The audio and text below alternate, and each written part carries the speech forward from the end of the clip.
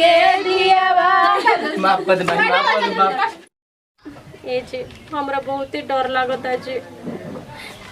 तू चिंता एकदम मत कर, मैं हम संभाल ले, तू एकदम फिक्र रह। जानी लो तो का कही लो अरे कि कहां से कैसे का बोई लटे। कोई कुछ ना कही, हम सब संभाल के लेबो। वाली पेटी न त की भाई तो का कही। बाबूजी खोला हो, बाबूजी हो खोला तोड़िया हो जल्दी। अरे तोहर देवर बबुआ आइल ना। ये तो रामा जी गाँव ना कर रख लाई बनी। जाए न लड़वा, रुकी रुकी हम ये लेके आते हैं लड़वा। लेके का तो ना लेट कर देले रे। तो जल्दी कर, गाड़ी में लेट हो रहे, पंचर ना हो गया वो नहीं है। जल्दी उतारा जा, गोड़ दुखाता फूल। हाँ क्यों होई है क्या दीदी के हाथ के सिंहरवा ले हम के हरे के कर लगा ले लेबे रे। अरे होई क्यों के गाना नहीं ना। हाथ के सिंहरवा ले हमारी कार हो। खोला बबुआ पलकी के बड़िया मांगिया बाहर हो। खोला बबुआ पलकी के बड़िया कैसे में खोली भाभी का लगाई उतार रही पकड़ पलकी के बड़िया हो। गाना कहीं मोरे जाहे ओलरल बाड़ी ससुर जी के धियावा हुआड़ी। ससुर जी के धियावा हो मोरे जाहे नरमी कालैया बबुआ धीरे से दहमई हो। खोला बाबू चला उतार चला कनिया का छोड़ कइलू गाड़ी चढ़ के आइलू तू पैदल उतर के चल। अभी तक मेरे चैनल को सब्सक्राइब नहीं किया तो सब्सक्राइब कर दे और नोटिफिकेशन बेल को प्रेस कर दे। चला कनिया का चलैलू उतार चला की अच्छा ठीक है जो है ना ले इसे पहले बैठा नहीं जे के कर ला चले ले बड़े रे।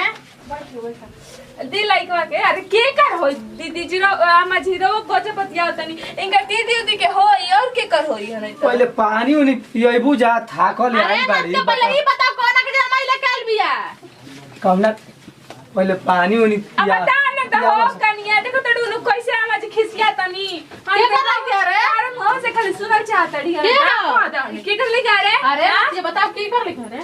आ तू काहे को बताओ हमारा गांव घर लोग का कह के कर दे पानी कल के बताओ ये हमनी के चल गई।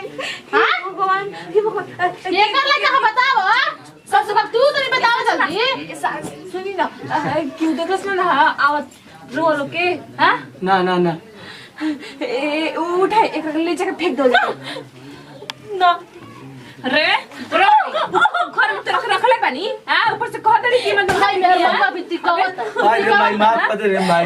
के माई का के ना दे लगा लगा के उठा जल्दी उठा आ जल्दी चल जल्दी उठा मुंह कर घरवाई ए चल अरे तो बात तो सुनी जा बात तो सुनी बताओ कर पानी तो पड़ जाए जल्दी उठ बात तो सुनी जा कम से जल्दी उठा तो कर कल्याण कर दे जल्दी उठ लेके दीदी हमारे बाजी सुन ली जा जल्दी तो पटक दे चल उठ जल्दी देखी जा जी ये के लइका हटे तब काहे खाती हां कुछ सुनवाई नहीं कर सो अपना घर के ठिकाने ले गांव के ठिकाने के ले ले अम्मा जी ये लइका हां खड़ा खड़ा ता कजी हेलो लइका दीना जी बता दीना बाबूजी अरे वो मेरा लोग क्या बताई रे बता दीना तू का मेरा लोग का बताई तू तो पूरे पर मेहर का सुना घोड़ा आइल बा देखा मम्मी जी काहे रो हमरा को मम्मी को मत कह लेके चल भाग जल्दी जल्दी लेके चल भाग चल ई करो के दांत तो घटले मर जी हम तो तार के दांत मर जी चल समझ में आई गांव घर जब थूकी तरह ऊपर ना थू थू की बताओ का जानी कहां से बिया आज पहले टे लइका कहने के हो गइल बेटे हां पूछा तो एक सब कहा तारी के कर पापा का काहे हमरा गोड़े हाथे गिरो तक जल्दी गवाना करा ए माई माफ कर दे रे माई। माई माफ कर दे रे माई। जल्दी जल्दी ए माई हमारे लइका वाले माई भी आवा हां तो कुछ नहीं जाना जब अकेले करी धड़ी नु आज समाज 9 महीना पेट में पोसल सही 6 महीना के हो गइल आता ना दिन हमरा कोनो खबर ना मिलल हां माफ कर, ए भौजी माफ कर। हमरा से का ए भौजी माफ कर। अम्मा जी ले पूछी ई लइका हमारे आए भौजी। अरे जल्दी चल अरे हमारे आए माफ कर दे माई, माफ कर दे। माफ कर दे माई, माफ कर दे। निकाल जल्दी निकाल दीजिए एक उनके दांत सब दिखाए लायक नहीं सदा माफ कर दे माई आज के बाद अपन सकल मत दिखाए तोर के बताते नहीं ठीक बा माफ कर दे माई अरे भौजी हम करेंगे भौजी क्या है रे जल्दी कर का दिखाओ तेरे मुंहवा का दिखाओ जल्दी निकाल ले का दिखाओ रे हां बेटे बेटे से क्या फायदा बाटे ये भौजी जल्दी लगा निकाल जल्दी निकाल निकाल ना बोलिए निकाल चरी रौरा